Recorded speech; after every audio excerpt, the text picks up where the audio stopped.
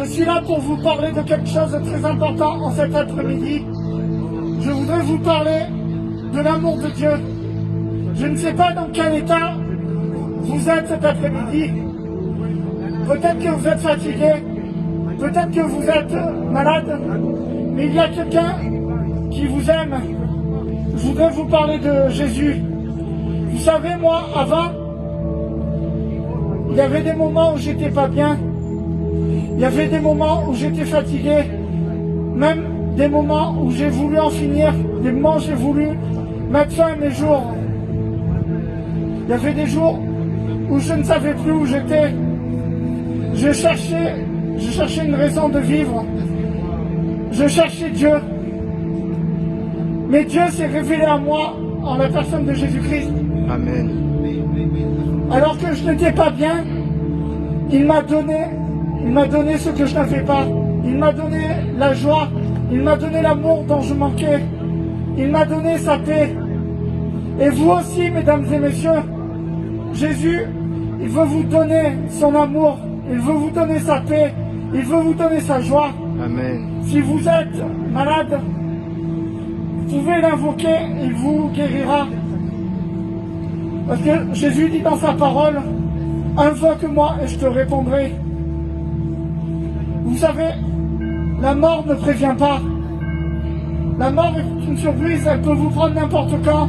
Est-ce que vous savez où vous irez? L'enfer ou le paradis? La Bible déclare, celui qui a le Fils a le Père. Amen. Et celui qui n'a pas le Fils n'a pas le Père. Celui qui n'a pas le Fils n'a pas le Père. Vous savez ce que ça veut dire? Que si vous n'avez pas Jésus, vous n'irez pas au paradis. Mais si vous donnez votre vie à Jésus d'un cœur sincère, alors il vous donne la vie, parce que Jésus est le chemin, la vérité et la vie. Amen. La Bible déclare que le salaire du péché, c'est la mort. Oui, nous sommes tous pécheurs. Nous ne sommes pas dignes. Nous ne sommes rien. Mais le don gratuit de Dieu, c'est la vie éternelle en Jésus-Christ. Jésus-Christ, notre Sauveur, notre Seigneur. Oui, mesdames et messieurs, car Dieu a tant aimé le monde qu'il a donné son Fils unique, afin que quiconque y croit en lui ne périsse point, mais qu'il ait la vie éternelle. La vie éternelle en Jésus-Christ, mesdames et messieurs, vous savez ce que c'est? C'est un cadeau merveilleux, un cadeau que nous ne méritons pas, mais parce que Dieu nous a aimés le premier. Il nous connaissait avant qu'on soit dans le sein de notre mère.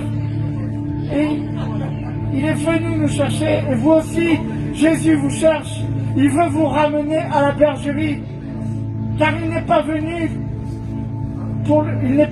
pour les puissants, pour les intelligents, mais il est venu pour les simples, il est venu pour les pauvres, il est venu pour ramener les perdus, il est venu pour ramener ceux qui étaient dans les ténèbres à sa lumière, car moi aussi, j'étais dans les ténèbres avant, mais il m'a ramené à sa lumière. Oui, Jésus est merveilleux, mesdames et messieurs. Avant, je cherchais Dieu, je suis passé par différentes phases. Je suis né catholique. J'ai été dans l'islam, j'ai été dans le bouddhisme, j'ai été dans toutes ces choses-là. Mais ce n'est pas la religion qui sauve. Dieu n'est pas affaire de religion, mais Dieu est affaire de relation. C'est une relation personnelle que Dieu veut avoir avec vous. Alors, mesdames et messieurs, je vous invite maintenant, si vous croyez, à faire cette prière avec moi. Seigneur Jésus-Christ, merci de m'aimer comme je suis et de vouloir le meilleur pour ma vie. Je réalise que j'ai vécu sans toi jusqu'à maintenant et je me repens. Je te demande pardon.